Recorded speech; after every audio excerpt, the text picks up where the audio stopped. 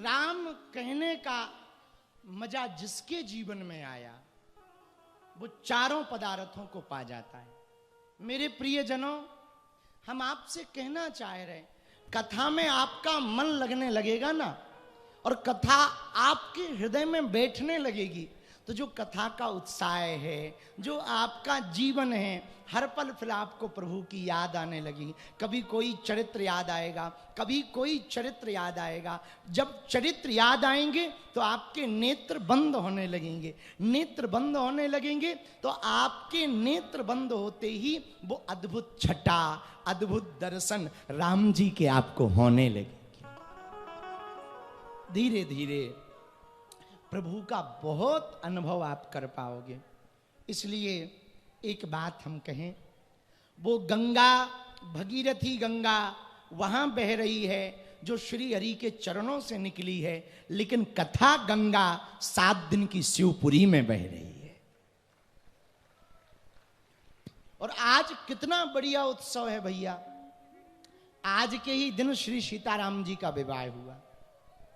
मिथिला में बड़ा आनंद छाया है, बड़ा उत्साह है।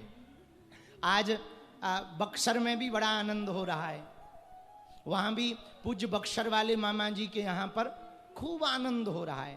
महाराज जी को भी अयोध्या जाना था, लेकिन हमने कहा आप कथा में रुक जाओ, तो उन्होंने कृपा की और वो रुक गए। और यहाँ पर सीताराम विवाह उत्सव की आज की कथा में बैठे।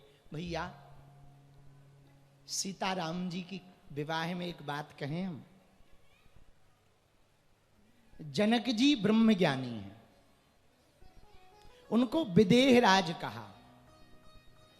विदेह राज जनक महाराज बड़े ज्ञानी हैं। उनसे किसी ने पूछा कि आप भगवान के दर्शन करना चाहते, भगवान को चाहते? बोले नहीं। बोले फिर? बोले हमको यदि प्राप्त करना है ना तो भगवान नहीं, हमको भक्ति चाहिए। किसी ने कहा क्यों? आप पूरे संतों के वचनों को सुनेंगे या कथाओं को पढ़ेंगे तो सबने भक्ति मांगी। क्या मांगी? बोलो। भक्ति मांगी। क्यों? विदेह राज जनक जी से सीखो। जनक जी ने भगवान की भक्ति मांगी। जानकी जी हैं भक्ति। जनक जी ने कहा यदि दशरथ के घर पर भगवान प्रकट होंगे तो भक्ति हमारे यहां प्रकट हो। किसी ने कहा क्यों? जनक जी बोले भगवान प्रकट होंगे तो केवल भगवान के दर्शन होंगे, पर यदि भक्ति हमारे यहां प्रकट होगी तो भगवान को हमारे यहां बर बनकर आना पड़ेगा। और वही हुआ। श्री किशोरी जी मिथिला में प्रकट भई तो राम जी को क्या बनकर जाना पड़ा? बर बनकर, दूल्हा बनकर जाना पड़ा। बर बनकर जाना। और राम जी जब दूल्हा बनकर गए ना, आहा पूछो मत, बड़ा आनंद। और इतना आनंद मिथिला में लुटा श्री सीताराम जी के विवाह समय पर। देवता भी आए, नर भी, मुनि भी, गंधर्व भी, किन्नर भी, सब राम जी के विवाह में साक्षी बने। राम जी ने जब धनुष तोड़ दिया रघुनाथ जी ने, और काहू ना लखा रहे सब ठाड़े, कोई देख नहीं पाया। जब राम जी ने धनुष तोड़ा तो श्री किशोरी जी ने माला डाली गले में। राम जी के मन में एक बात आई, इतना भव्य महल, इतना सुंदर महल, किशोरी जी इतनी सुंदर, अब इनके लिए भी कोई भवन होना चाहिए। तो उधर विश्वकर्मा जी को आज्ञा दी कि अयोध्या में कोई सुंदर सा महल बनाओ। तो अयोध्या में कनक भवन बनाया गया। इधर राम जी ने धनुष तो तोड़ ही दिया, बरमाला भी हो गई। अब जनक जी ने गुरु आज्ञा लेकर के पत्र भेजा दशरथ जी के यहां। क्यों? आप बारात लेके आ जाओ, दूल्हा पहले से ही ऑलरेडी पहुंच गया है। और एक राम जी का विवाह ऐसा है जिसमें बारात पीछे आई, दूल्हे राजा पहले ही आ गए। हाँ, एक राम जी ऐसे हैं जो दूल्हे राजा पहले ही पहुंच गए, बारात बाद में। वरना होता क्या है, बारात पहले एंट्री मारती है, दूल्हे राजा बाद में। पर राम जी का विवाह इतना अद्भुत है कि दूल्हे राजा पहले ही 4-6 महीने पहुंच गए। मानो दूल्हे राजा ने ही व्यवस्था की हो कि हमने तो खोज ली, बाराती आ जाओ, व्यवस्था हो गई, अब आ जाओ। तो राम जी दूल्हे राजा बने मिथिला में। तो बारात पीछे आई। अब इधर चिट्ठी आई मिथिला से दशरथ जी के यहाँ। तो कहा कि महाराज आपके रघुनाथ जी ने, श्री राम जी ने धनुष को तोड़ दिया और ऐसा ऐसा प्रण था, अब विवाह होना है, तो आप बारात लेके आओ। दशरथ जी बड़े खुश भये, बहुत अच्छी बात है, बड़ी प्रसन्नता की बात। अब बारात की तैयारी हुई। तो वशिष्ठ जी से दशरथ जी ने कहा, महाराज बारात तो ले जाएंगे पर इतनी लंबी दूर जाना है मिथिला, और बिना दूल्हा के जाएंगे तो जगह जगह लोग पूछेंगे तो दूल्हा कहाँ है। तो वशिष्ठ जी ने कहा, एक काम करो। बोले क्या? बोले वो भी दो हैं, यहां भी दो बचे, भरत जी और शत्रुघ्न जी, दोनों को थोड़ा ठीक ठाक सजा धजा के बैठा दो, और कोई पूछे दूल्हा कहाँ है तो इशारा कर देना ये है। तो दशरथ जी बोले, वाह, यदि इनको दूल्हा बना करके ले गए और उधर से वापस ये खाली आएंगे तो। वशिष्ठ जी बोले, चिंता ना करो, ये तो ये बारात में जितने बिना ब्याह के जाएंगे सबकी हम शादी करा के लाएंगे, सबका ब्याह पक्का है, हमारी गारंटी, चाहे 6 महीने रुकने पड़े। हमने महाराज पढ़ा है, मिथिला के संत सुनाते हैं कि भैया उस बारात में घोड़े बड़े खुश थे। तो किसी ने कहा घोड़ों से कि तुम खुश क्यों हो? तो घोड़े बोले, गुरुजी ने कहा कि जो जो बिना ब्याह के हैं सबका ब्याह होगा, मतलब अपन को भी घुड़िया मिलेगी। हाँ हाँ, घोड़े भी खुश थे उस बारात में, हाथी भी खुश थे, अपन को भी। हाँ, जितने बिना ब्याह वाले अयोध्या में रहते थे वो सब के सब तैयार भय। उनकी माताओं ने तैयार, जा और बारात में जा, पर ना जा, इस बारात में जरूर जा। तो कहे, क्यों मां जी? अरे लाला, पता नहीं है, महाराज वशिष्ठ ने कहा है जितने बिना ब्याह के बारात में जाएंगे सब लुगाइयां लेके आएंगे, सबका ब्याह होगा। इसी चक्कर में सही, राम जी के चक्कर में, पर कम से कम ब्याह तो हो जाएगा, जाओ। अब बारात चली। तो दशरथ जी एक रथ पर, वशिष्ठ जी बैठे, पूरी बारात सज गई, सब बाराती भरत जी और शत्रुघ्न जी बैठ गए। अब बारात बढ़ी। जैसे ही बारात आगे चली तो एक बात और अद्भुत हुई। सब लोग देखने आ गए, इतनी बड़ी बारात, ओ हो भैया, ये किसकी बारात है, ये कौन जा रहा है? तो किसी ने कहा, ये अयोध्या से बारात आई है, मिथिला जा रही, मिथिला। अरे वाह, पर भैया एक बात बताओ, दूल्हा कहां है? ये है दूल्हे राजा। भरत जी और शत्रुघ्न जी की तरफ सब इशारा कर दें, ये दूल्हे राजा हैं। दशरथ जी धीरे से कान में बोले, बाबा इनको दूल्हा तो बना दिया, पर कहीं यदि सूखे आ गए तो नाक कटेगी, नाक। राम जी का ब्याह हो या ना हो, इनका जरूर हो जाए, क्योंकि ये घोषित उम्मीदवार हो गए, इनका ब्याह जरूर हो जावे। राम जी बात तुरंत मुस्कुरा करके वशिष्ठ जी बोले, चिंता मत करो ना, हम हैं, गुरु तो गुरु होता ना, हम हैं, चलो। अब बारात जा रही भैया, अजब गजब बारात है महाराज। दाढ़ी वाले बाबा बैठे, हाथ में माला लिए, चंदन लिए, वहां की सखियां देखकर हंस रही, ऐसी बारात ना देखी जिसमें सब बूढ़े बूढ़े आए। हाँ, उसी प्रकार पूरी अयोध्या की बारात में, हाथ में माला, माथे पे चंदन, हाथ में माला, माथे पे चंदन, सब दाढ़ी वाले दिखा। हाँ जी हाँ, सब दाढ़ी वाले दिखा, अवध से मिथिला चली, श्री राम जी की अजब बारात, अवध से मिथिला में जब बारात पहुंच गई, राम जी दशरथ जी को मिले, रघुनाथ जी पिताजी को प्रणाम किया, वशिष्ठ जी को प्रणाम किया, भरत जी को गले लगाया, और जब गले लगाया और पूरे मिथिला में फिर से हल्ला मचा। क्या? अरे सखियो, बारात आई ना तो एक गजब बात और है। बोले क्या? बोले इस बारात में जैसे दो पहले आए ना वैसे ही दो और आए। हाँ। बोले अच्छा? बोले हाँ। बोले चलो जरा देखो। सब मिथिला वाले देखने गए तो भरत जी को, शत्रुघ्न जी को देखकर बोले अरे भैया, एक जोड़ा पहले आया अब दूसरा जोड़ा आ गया, ये कौन है? तो राम जी ने इशारा करके कहा ये हमारे भैया हैं, ये हमसे छोटे हैं भरत। ये जो शत्रुघ्न जी है ना ये लक्ष्मण जी से छोटे हैं। और दोनों का जोड़ा गजब है, राम जी लक्ष्मण जी। राम जी कैसे हैं? राम जी सांवले हैं। लक्ष्मण जी कैसे? लक्ष्मण जी गोरे हैं। इधर भरत जी का जोड़ा कैसा? भरत जी सांवले हैं, लक्ष्मण जी गोरे हैं। दोनों का गजब का। तब तो गुरुजी ने जब भेजा ना पहली बार विश्वामित्र जी के साथ में, तो बड़ी बुद्धि से भेजा। पहले राम जी और लक्ष्मण जी को भेजा। राम जी और भरत जी को भेजते तो दोनों एक से हो जाते, तो जोड़ा बना दिया। राम जी को लक्ष्मण जी को भेजा।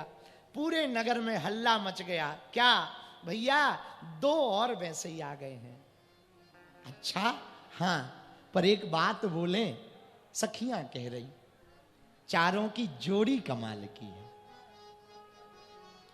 चारों दूल्हा बने। जब राम जी का विवाह हो गया, लक्ष्मण जी का भी हुआ, तो वशिष्ठ जी ने कहा दो और हैं। तो जनक जी बोले महाराज आप, दशरथ जी से बोले महाराज आपके 4 बेटा हैं तो हम पे 4 बेटियां हैं। विश्वामित्र जी बोले मौका बढ़िया है, हम भी 4 लेके आए। दशरथ जी की तरफ देख के बोले देखो क्या बढ़िया सेटिंग की अपन ने। मिथिला वाले दशरथ जी को, वशिष्ठ जी को देखकर बोले बड़े होशियार हैं। बोले क्या होशियार है? बोले पहले 2 की व्यवस्था बनाई, अब 4 की बना ली। वशिष्ठ जी धीरे से बोले यहां जितने बारात में बिना ब्याह वाले आए सब व्यवस्था करो। हाँ, सबकी व्यवस्था होनी चाहिए।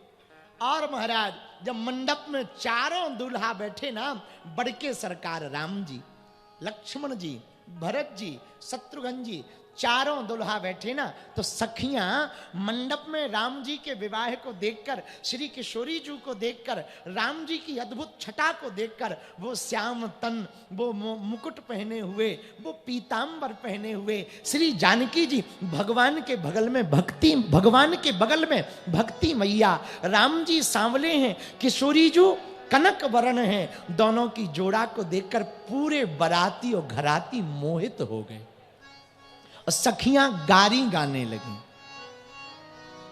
क्या? जब भावरें होती हैं तो माताएं गाती हैं ना, तो जब भावर पड़ने लगी तब सखियां गाने लगी। बड़ा अद्भुत गीत सखियां गा करके कहती हैं, सुनो। आजो मिथिला नगरिया निहाल सखिया, आजो मिथिला नगरिया निहाल सखिया। तब तक दूसरी सखी बोली चारों दुल्हा में बड़े का कमाल सखिया, चारों दुल्हा में बड़े का कमाल सखिया। आजो मिथिला नगरिया निहाल सखिया, मिथिला नगरिया निहाल सखिया।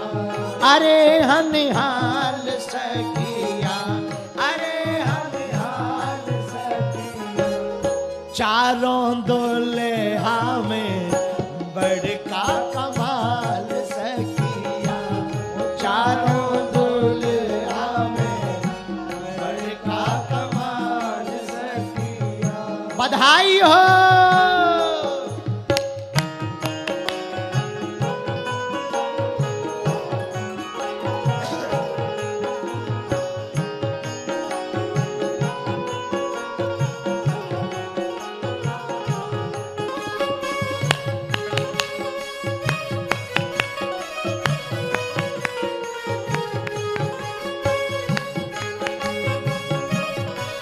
ताली बजाते हुए चलो, राम जी का विवाह उत्सव है।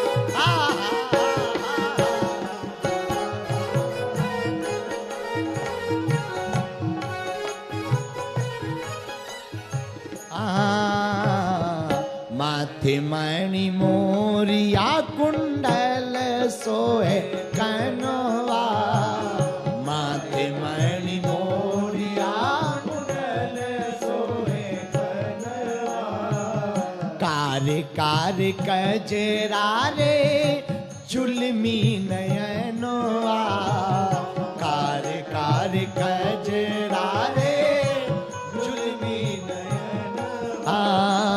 कार कार कजरा रे जुलमी नयनवा, कार कार कजरा रे जुलमी नयनवा, लाल चंदन सोहे इनके भाल सखिया, लाल चंदन सोहे इनके भाल सखिया, अरिहा सखिया, अरिहा भाल सखिया, चारों दुल्हा में बड़का कमाल सखिया, चारों दुल्हा में बड़का कमाल सखिया, चारों दुल्हा में बड़का कमाल सखिया, चारों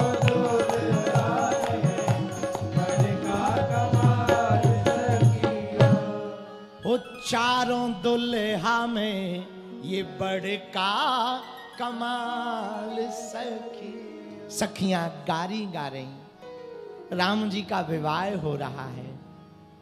सखियां विनोद करती राम जी से। पता है क्या विनोद करती? जब भांवर हो गई तो सखियां बैठी और राम जी का कलेवा होने लगा तो सखियां विनोद कर रही। एक सखी बोली, सुना हो ओ बड़के पहुने, सुना? हाँ बोला हो। बड़के पहुने आप यहीं रह जाओ, वापस अयोध्या मत जाओ, यहीं रह जाओ। राम जी बोले क्यों? तो सखियां बोली, महाराज जो तुमको मिथिला में खाने को मिलेगा वो अयोध्या में नहीं मिलेगा। राम जी बोले ऐसी कौन सी डिश है जो हमारी अयोध्या में नहीं मिलती है, तुम्हारी मिथिला में मिलती है? सखियां बोली, यहां रहोगे तो हम सालियों की गालियां खाओगे। हाँ, अयोध्या में मिलती है क्या गालियां? बोले ना। बोले इसलिए यहीं रह जाओ। राम जी हंसने लगे, सखियां विनोद करने लगी। अच्छा, राम जी तो सीधे हैं, लक्ष्मण जी थोड़ा चतुर हैं, टेढ़े हैं, उन्हें सब पता है। तो सखियां राम जी को फंसाना चाहती पर लक्ष्मण जी आगे आ जाते। तो एक बार सखियों ने क्या किया, किशोरी जू जानकी जू की पादका ली और कपड़ों में लपेट ली और कपड़े में लपेट कर ऊपर रखकर राम जी से कहा, अरे ओ पहुने, यहाँ बा, यहाँ बा, यहाँ बा।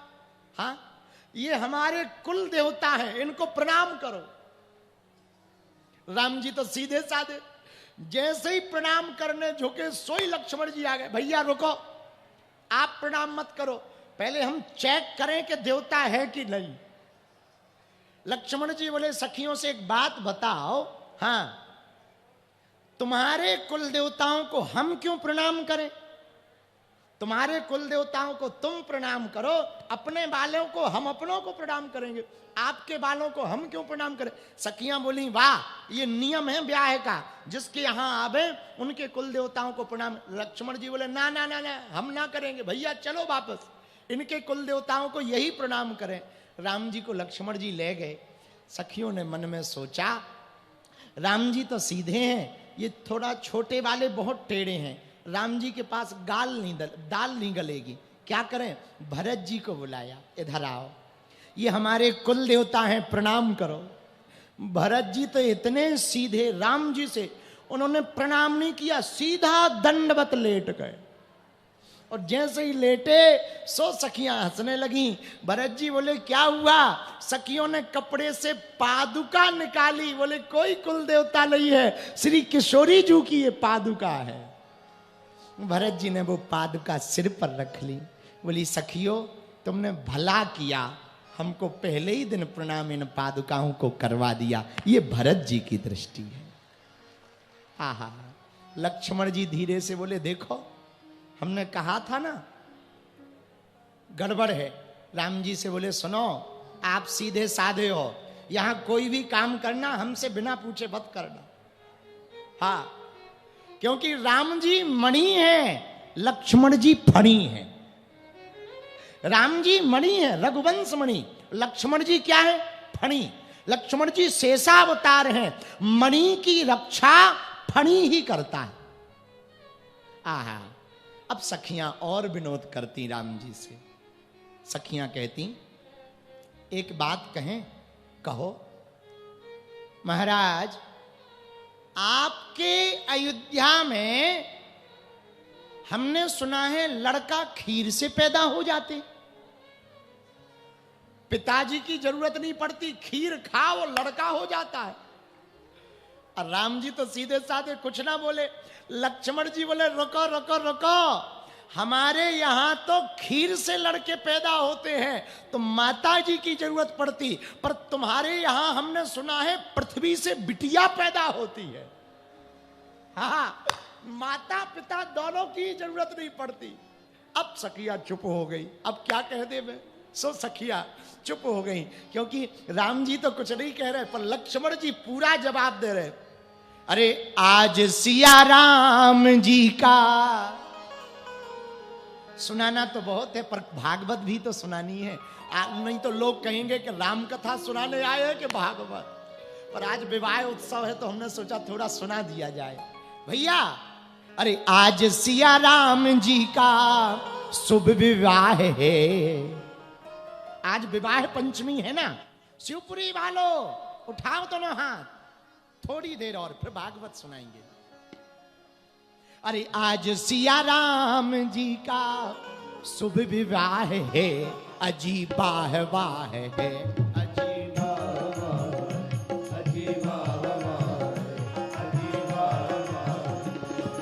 आज सिया राम जी का, आज सिया राम जी का, आज सिया राम जी का, आज सिया राम जी का शुभ विवाह है,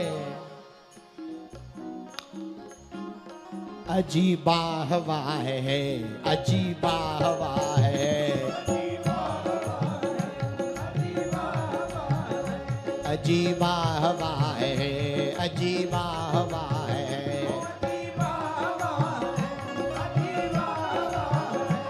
ताली बजाते हुए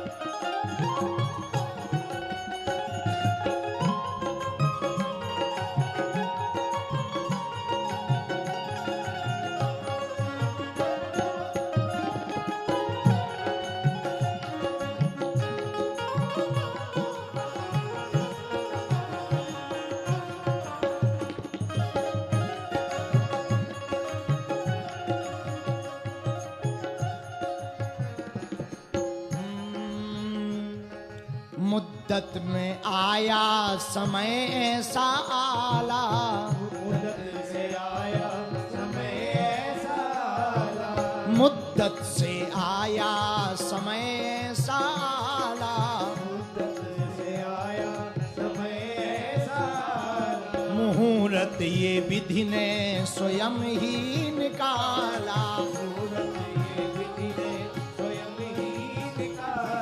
किस दिन राम जी का सीता जी से विवाह हुआ? आज के ही दिन। किस दिन? बोलो। तिथि शुक्ल पंचमी, तिथि शुक्ल पंचमी, अगन माह है, तिथि शुक्ल पंचमी अगन माह है, अजीबा हवा है,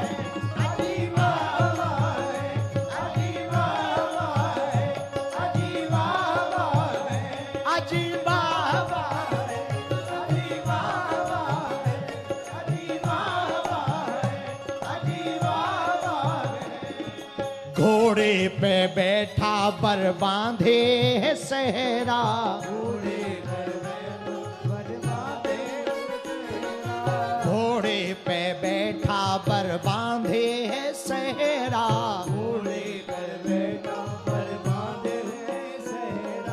देखा न किसी ने क्या सुंदर ये चेहरा, और राम जी इतने सुंदर लग रहे हैं। टिकी दूल्हे के मुख पे, टिकी दूल्हे के मुख पे सबकी निगाह है। टिकी दूल्हे पे, टिकी दूल्हे पे सबकी निगाह एक जगह टिकी। किसके ऊपर? राम जी के ऊपर। क्यों? अजीबा वाह है, अजीबा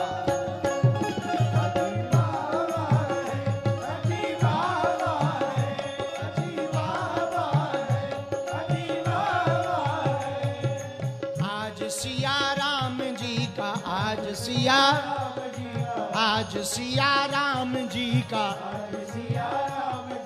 शुभ विवाह है, अजीबा वाह है, अजीबा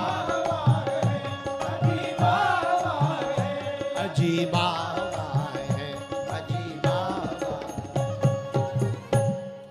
श्री सीताराम विवाह महामहोत्सव की विवाह पंचमी की आज के आनंद की श्री किशोरी जू की मिथिला नगरिया की शिवपुरी नगरिया की श्री सीताराम विवाह उत्सव में सम्मिलित होने वाले बारातियों की, घरातियों की, जो कंजूस बाराती आए थे उनकी। भैया बड़े आनंद के साथ में श्री सीताराम जी का विवाह हुआ। बाद में बहुत कथा है, विदाई की कथा है। वापस आए, सखियां विनोद करती, दशरथ जी जनक जी से मिलते। फिर कभी जब मौका मिलेगा तो शिवपुरी में एक बार राम कथा सुनाएंगे, तब विवाह उत्सव करेंगे। अभी अपन जिस काम के लिए बैठे हैं वो सुन लो भागवत, नहीं तो कल ही पूरी शिवपुरी में हल्ला मचेगा कि जिस बाबा को भागवत के लिए सुनाया था वो राम कथा सुना रहा था। बालाजी महाराज के कृपा पात्र बागेश्वर धाम पीठाधीश्वर परम पूज्य धीरेन्द्र कृष्ण शास्त्री जी महाराज का पावन संकल्प। मध्य प्रदेश में छतरपुर के ग्राम गढ़ा में बनेगा विश्व स्तरीय कैंसर अस्पताल एवं रिसर्च सेंटर, जिसकी आधारशिला देश के यशस्वी प्रधानमंत्री नरेंद्र मोदी जी के कर कमलों से रखी जा चुकी है। 200 करोड़ रुपए की लागत वाले 100 बेड के इस अस्पताल में गरीबों का होगा मुफ्त इलाज। ये बहुत बड़ा अवसर है, बहुत बड़ा काम है। संकल्प बड़ा हो, संतों के आशीर्वाद हो, प्रभु की कृपा हो तो समय सीमा में सब पूर्ण होता है। हमारे प्रियजनों, बागेश्वर धाम पूरे भारत के लोगों, अभी तक अस्पतालों में मंदिर थे, अब मंदिर में अस्पताल होगा। कैंसर हॉस्पिटल निर्माण हेतु सहयोग देकर पुण्य के भागी बने।